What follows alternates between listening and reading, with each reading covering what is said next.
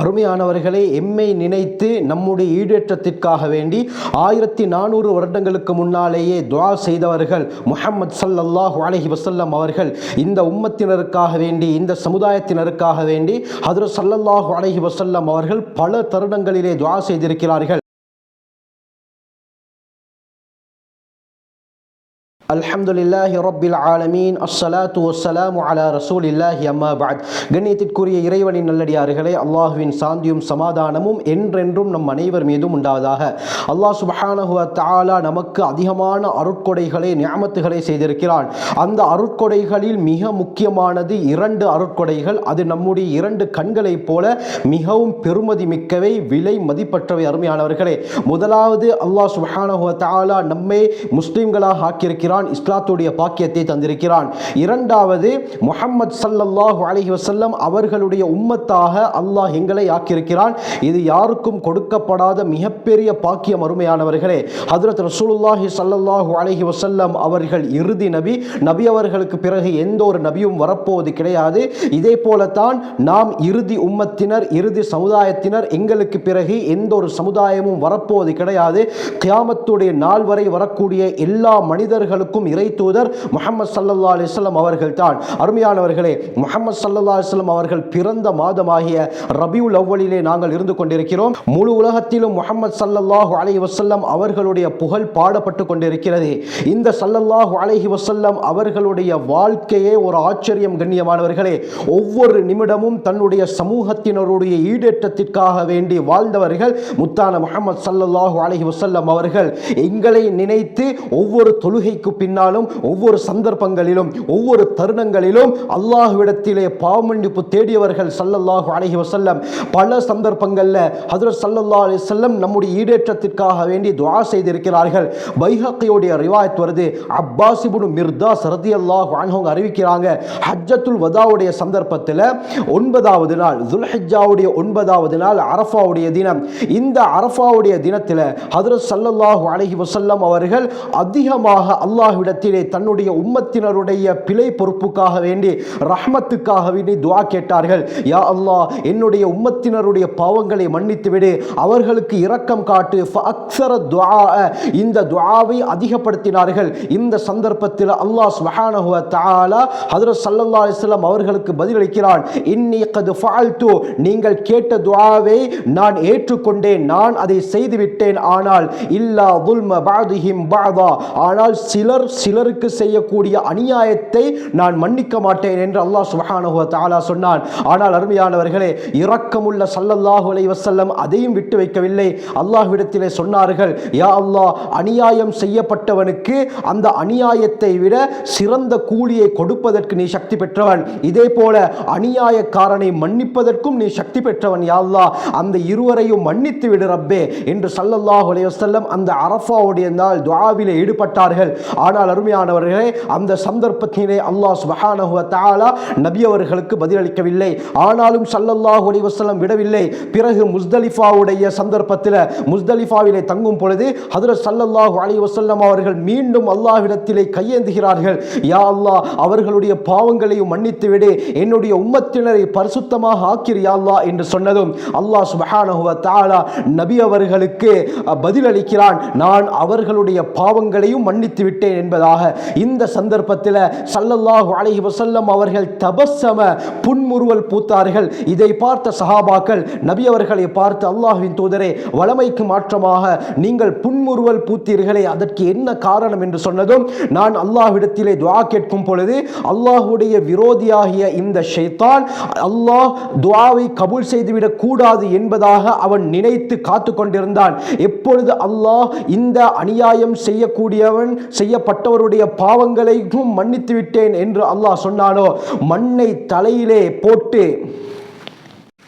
எப்பொழுது இந்த அநியாயக்காரனுடைய பாவத்தையும் நான் மன்னித்து விட்டேன் என்று அல்லாஹ் சொன்னானோ, அவன் மண்ணை எடுத்து தலையிலே போட்டுக்கொண்டு விரண்டோடினான். இதை பார்த்துதான் நான் புன்முறுவல் பூத்தேன், சிரித்தேன் என்று ஸல்லல்லாஹு அலைஹி வஸல்லம் சொன்னார்கள். ஆகவே இந்த உம்மத்துடைய பிழை பொறுப்புக்காக வேண்டி ஒவ்வொரு சந்தர்ப்பத்திலும் அல்லாஹ்விடத்திலே மன்றாடியவர்கள் முஹம்மது ஸல்லல்லாஹு அலைஹி வஸல்லம். நம்முடைய பிழை பொறுப்புக்காக வேண்டி பாடுபட்டவர்கள். அருமையானவர்களே, முஹம்மது ஸல்லல்லாஹு அலைஹி வஸல்லம் தாரிமியுடைய ஒரு ரிவாயத் வருது. வருது. ஆயிஷா ரலியல்லாஹு அன்ஹா அறிவிக்கிறாங்க, ஒரு தடவை ஹஜ்ரத் ஸல்லல்லாஹு அலைஹி வஸல்லம் அவர்கள் வீட்டுக்கு வந்தார்கள். அந்த சந்தர்ப்பத்திலே அவர்களுடைய முகம் மிகவும் சந்தோஷமாக இருந்தது. உடனே நான் நபி அவர்கள் சந்தோஷமாக இருக்கிறார்களே, இந்த சந்தர்ப்பத்திலே நான் எது கேட்டாலும் அவர்கள் தருவார்களே என்று நான் நினைத்தேன். உடனே ஹஜ்ரத் ஸல்லல்லாஹு அலைஹி வஸல்லம் அவர்கள், ஆயிஷாவே ரலியல்லாஹு அன்ஹா, உங்களுக்கு என்ன வேண்டுமோ கேளுங்கள், நான் தருகிறேன் என்று சொன்னதும் ஸல்லல்லாஹு அலைஹி வஸல்லம் அவர்களை பார்த்து ஆயிஷா ரலியல்லாஹு அன்ஹா சொன்னார்கள், யா ரசூலல்லாஹ் உதுல்லாஹ் லி, எனக்காக வேண்டி நீங்கள் அல்லாஹ்விடத்திலே துஆ கேளுங்கள் என்று சொன்னதும் அருமையானவர்களே ஸல்லல்லாஹு அலைஹி வஸல்லம் ஒரு ஆச்சரியமான துஆவை செய்தார்கள். அல்லாஹும்ம ஃபிர் லி ஆயிஷத மா தகத்தமத் மின் ذنبها وما تأخرت وما أسرت وما أعلنت. யா அல்லாஹ், ஆயிஷா முன்னால் பின்னால் இரகசியமாக பரகசியமாக செய்த எல்லா பாவங்களையும் மன்னித்து விடு யா அல்லாஹ் என்று ஸல்லல்லாஹு அலைஹி வஸல்லம் அவர்கள் சொன்னதும் ஆயிஷா ரலியல்லாஹு அன்ஹா சொல்றாங்க, இந்த துஆவை கேட்டு நான் சந்தோஷத்திலே சிரித்தேன். என்னுடைய தலை என்னுடைய மடியிலே படும் அளவுக்கு நான் சந்தோஷத்திலே சிரித்தேன். இதை பார்த்த ஸல்லல்லாஹு அலைஹி வஸல்லம், யா ஆயிஷா அயசுர்ருகி துஆஇ, ஆயிஷாவே என்னுடைய இந்த துஆ உங்களை சந்தோஷப்படுத்துகிறதா என்று கேட்டதும் ஆயிஷா ரலியல்லாஹு அன்ஹா சொல்றாங்க, யா ரசூலல்லாஹ், எப்படி சந்தோஷப்படுத்தாமல் இருக்க முடியும்? ஒரு ஆச்சரியமான துஆவை செய்து விட்டீர்களே, முன்னால் பின்னால் இரகசியமாக பரகசியமாக செய்த எல்லா பாவங்களையும் மன்னித்து விடு என்று நீங்கள் அல்லாஹ்விடத்திலே கூறினீர்களே, உங்களுடைய வார்த்தை பலிக்கும் யா ரசூலல்லாஹ். நிச்சயமாக அல்லாஹ் உங்களுடைய துஆவை ஏற்றுக்கொள்வான், அதிலே எந்த விதமான சந்தேகமும் கிடையாது. உங்களுடைய துஆ ஏற்றுக்கொள்ளப்பட்டு விட்டால் என்னுடைய எல்லா பாவங்களும் மன்னிக்கப்பட்டுவிடும். இந்த விடயத்தை நினைத்து தான் சந்தோஷத்தால் நான் சிரித்தேன் என்று ஹஜ்ரத் ஆயிஷா ரலியல்லாஹு அன்ஹா ஸல்லல்லாஹு அலைஹி வஸல்லம் அவர்களை பார்த்து சொன்னதும் நபி அவர்கள் ஒரு வார்த்தையை சொன்னார்கள். இதைத்தான் நாங்கள் இந்த இடத்திலே நன்று விளங்கிக் கொள்ள வேண்டும். என்ன சொன்னார்கள் தெரியுமா? அல்லாஹு அக்பர், இன்னஹா லதஅவதி லிஉம்மதி ஃபீ குல்லி ஸலாத்தின். சுப்ஹானல்லாஹ் சொன்னார்கள், ஆயிஷாவே நீங்கள் இந்த துஆவை நான் உங்களுக்காக வேண்டி ஒரு தடவை செய்ததினால் இந்த அளவுக்கு சந்தோஷப்படுகிறீர்களா?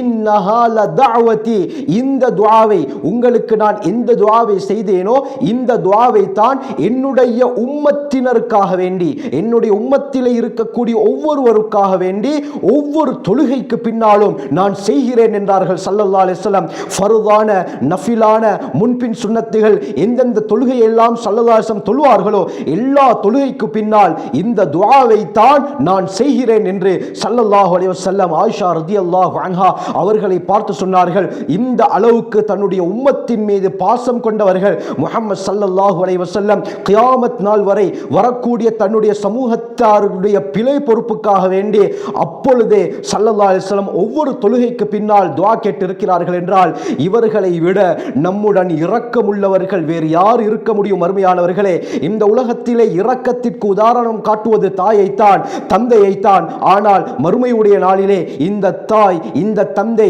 இந்த மனைவி, இந்த கணவன், இந்த சகோதர சகோதரிகள், இந்த உறவினர்கள் எல்லாமே நம்மை விட்டுவிட்டு ஓடிவிடுவார்கள். அல்லாஹ்விடத்திலே நன்மையை கேட்டு எங்களை மாட்டி விடுவார்கள்.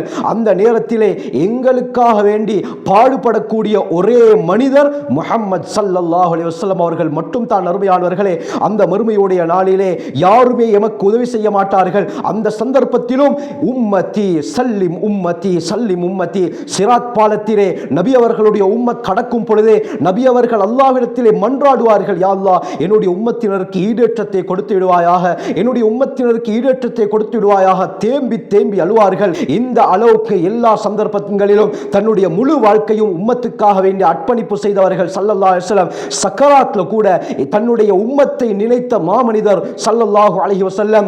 அதே போல மறுமையுடைய நாளிலும் எல்லோரும் கைவிடக்கூடிய அந்த பயங்கரமான நாளிலே நமக்கு கை கொடுப்பவர்கள் ஸல்லல்லாஹு அலைஹி வஸல்லம்.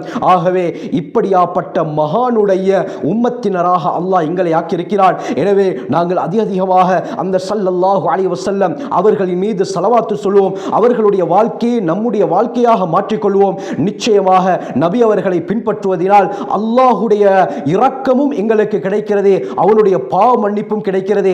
குர்ஆனிலே அல்லாஹ் கூறுகிறான், குல் முஹம்மதே ஸல்லல்லாஹு அலைஹி வஸல்லம், மக்களை பார்த்து கூறுங்கள், இன் குன்தும் துஹிப்பூன அல்லாஹ், அல்லாஹ்வை நீங்கள் விரும்ப வேண்டும் என்று சொன்னால், நேசிக்க வேண்டும் என்று சொன்னால், ஃபத்தபிஊனி, என்னை பின்பற்ற சொல்லுங்கள், யுஹ்பிபுக்குமுல்லாஹ், அல்லாஹ் உங்களை நேசிப்பான், வயக்ஃபிர் லக்கும் ذுனூபக்கும், உங்களுடைய நம்முடைய பாவங்களையும் அல்லாஹ் மன்னிப்பான் என்று அல்லாஹ் குர்ஆனிலே கூறுகிறான். ஆகவே நபி அவர்களுடைய வாழ்க்கையை பின்பற்றி அல்லாஹ்வுடைய மக்ஃபிரத்தையும் அல்லாஹ்வுடைய நேசத்தையும் பெறக்கூடியவர்களாக அல்லாஹ் நம்மை ஆக்கி அருள்வானாக. ஜஸாக்குமுல்லாஹு கைர். வாஹிரு தஅவானா அல்ஹம்துலில்லாஹி ரப்பில் ஆலமீன்.